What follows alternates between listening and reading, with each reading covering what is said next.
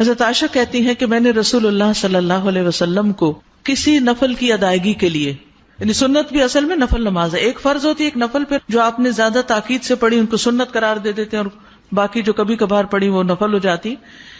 کسی نفل کی ادائیگی کے لیے اتنی جلدی کرتے نہیں دیکھا جتنی جلدی آپ نماز فجر سے پہلے 2 رکعتوں کے لیے کرتے تھے.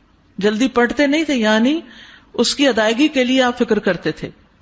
حضرت عائشہ ہی سے روایت ہے کہ نبی صلی اللہ علیہ وسلم نے طلوع فجر کے وقت 2 رکعت نماز، یعنی فرض کی بات ہے یہاں، آپ نے 2 رکعت نماز پڑھنے کی شان کے بارے میں فرمایا کہ ان کو پڑھنا میرے نزدیک ساری دنیا سے زیادہ محبوب ہے. آپ نے فرمایا جو آدمی عشاء اور فجر کی نمازوں میں آ سکتا ہے تو اس پر لازم ہے کہ وہ آئے، اگرچہ اسے گھسٹ کے کیوں نہ آنا پڑے، یعنی گھٹنوں کے بل یا پیٹھ کے بل گھسٹ گھسٹ کے ہی آنا پڑے تو بھی آئے، لیکن آئے ضرور. کیوں؟ اس لیے کہ جو شخص فجر کی نماز پڑھتا ہے وہ اللہ کی حفاظت میں آ جاتا ہے. رسول اللہ صلی اللہ علیہ وسلم نے فرمایا جس نے صبح کی نماز پڑھی پس وہ اللہ کے ذمے میں ہے، اللہ کی حفاظت میں ہے، اللہ کے ذمے ہو گیا. بس اللہ تم سے اپنی حفاظت کے بارے میں کسی چیز کا مطالبہ نہ کرے. کیا مطلب ہے اس کا؟ یعنی جو اللہ کے ذمے ہے اس پر کوئی ظلم نہ کرے اور ظلم کر کے اللہ کے سامنے جواب دے نہ ہو، اس لیے کہ جس سے اللہ پوچھے گا، مطالبہ کرے گا، یقیناً اسے اپنی گرفت میں لے لے گا اور لے کر منہ کے بل جہنم میں پھینک دے گا. اس سے کیا بات پتہ چلتی ہے کہ جو شخص فجر کی نماز کی حفاظت کرتا ہے وہ اللہ کے قریب ہو جاتا ہے، اللہ کی حفاظت میں ہو جاتا ہے. کسی کو حق نہیں کہ اس پر ظلم اور زیادتی کرے. جو اس شخص پر زیادتی کرے گا جو فجر پڑھتا ہے تو وہ دراصل اس ذمے میں خیانت کر رہا ہے جس کو اللہ نے اپنے ذمے لیا ہے، اور پھر قیامت کے دن اللہ تعالیٰ ایسے شخص کو پکڑے گا.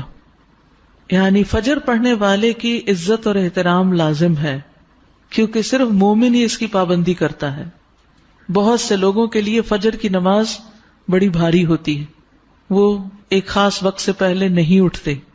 کچھ لوگوں کی اکثری قضا ہو جاتی، وہ چونکہ دیر سے سوتے ہیں تو صبح اٹھ نہیں پاتے، تو ان کی حفاظت اللہ کے ذمے پہ نہیں ہے. تو اس لیے بہت ہی فکر کرنی چاہیے کہ فجر کی نماز قضا نہ ہو، یعنی کوئی باقی کر لیں، نہیں، کیونکہ باقی تو پھر ہم جاگ ہی رہے ہوتے ہیں نا، تو اذان بھی سنائی دے دیتی ہے اور وقت بھی پتہ چل رہا ہوتا ہے اور دوسروں کو بھی ہم دیکھتے ہیں پڑھ رہے ہیں تو پڑھ ہی لیتے ہیں. لیکن فجر کی چونکہ ایک ذمہ داری ہوتی ہے اٹھنے کی بھی، اور پھر وقت پر اٹھنے کی، اور پھر مسجد میں جانے کی، تو اس لحاظ سے اس کی حفاظت بہت ضروری ہے. اور فجر پڑھنے والا شام تک اللہ کی حفاظت میں ہوتا ہے. اس میں ایک واقعہ بھی آتا ہے احادیث کی کتابوں میں. اعمش کہتے ہیں کہ سالم بن عبداللہ بن عمر، ابن عمر کے کیا لگے بیٹے اور حضرت عمر کے پوتے، یہ حجاج کے پاس بیٹھے ہوئے تھے. حجاج کے بارے میں سب جانتے ہیں کہ بہت ظلم کرتا تھا. تو حجاج نے ان سے کہا اٹھو اور فلاں آدمی کی گردن مار دو. تو سالم نے تلوار اٹھا لی کیونکہ اس کا حکم تھا مارنے کا، اور اس آدمی کو پکڑا اور محل کے دروازے کی طرف چل پڑا. تو ان کے والد ابن عمر نے ان کو دیکھ لیا جب وہ اس آدمی کو باہر لے کے جا رہے تھے. تو انہوں نے کہا کہ کیا یہ واقعی ایسا کرنے جا رہا ہے؟ انہوں نے 2-3 بار یہ بات دہرائی. پھر باہر لا کر سالم نے اس سے پوچھا کیا تم نے فجر کی نماز پڑھی ہے؟ یعنی جس کو مارنے کا حکم تھا، کہا تم نے فجر کی نماز پڑھی ہے؟ اس نے کہا ہاں. سالم نے کہا پھر تم جس راستے سے جانا چاہتے ہو چلے جاؤ، اور وہ واپس آئے اور تلوار پھینک دی. حجاج نے ان سے پوچھا کیا تم نے اس کی گردن اڑا دی؟ انہوں نے جواب دیا نہیں. حجاج نے پوچھا کیوں؟ سالم نے جواب دیا میں نے اپنے والد کو یہ کہتے ہوئے سنا ہے کہ رسول اللہ صلی اللہ علیہ وسلم نے فرمایا جس نے فجر کی نماز ادا کی وہ اللہ کی حفاظت میں ہے یہاں تک کہ شام ہو جائے.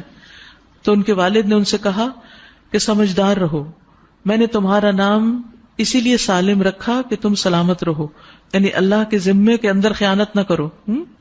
تو بہرحال اس سے یہ پتہ چلتا ہے کہ انسان سے بڑے بڑے حادثے، بڑی بڑی مصیبتیں ٹل جاتی ہیں جب وہ فجر کی نماز کی حفاظت کرتا ہے.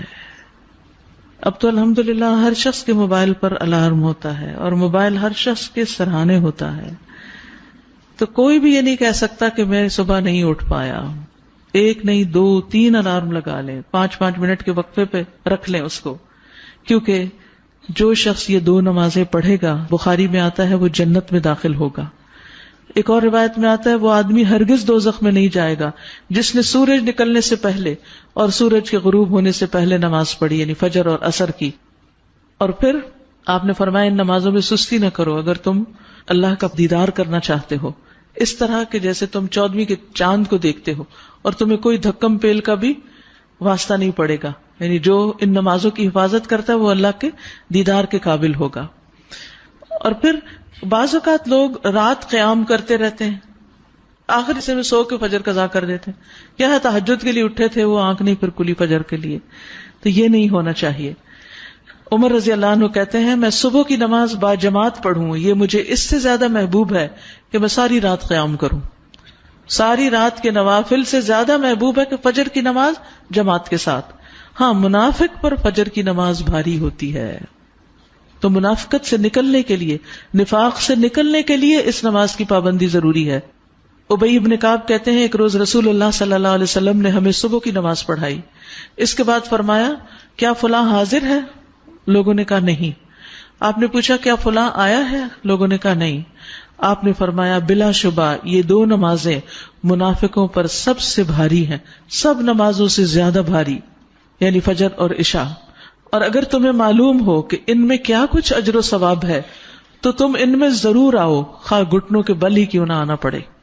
تو اس لیے خود بھی اور اپنے گھر والوں کو بھی، اپنے بچوں کو بھی اس کا پابند کریں.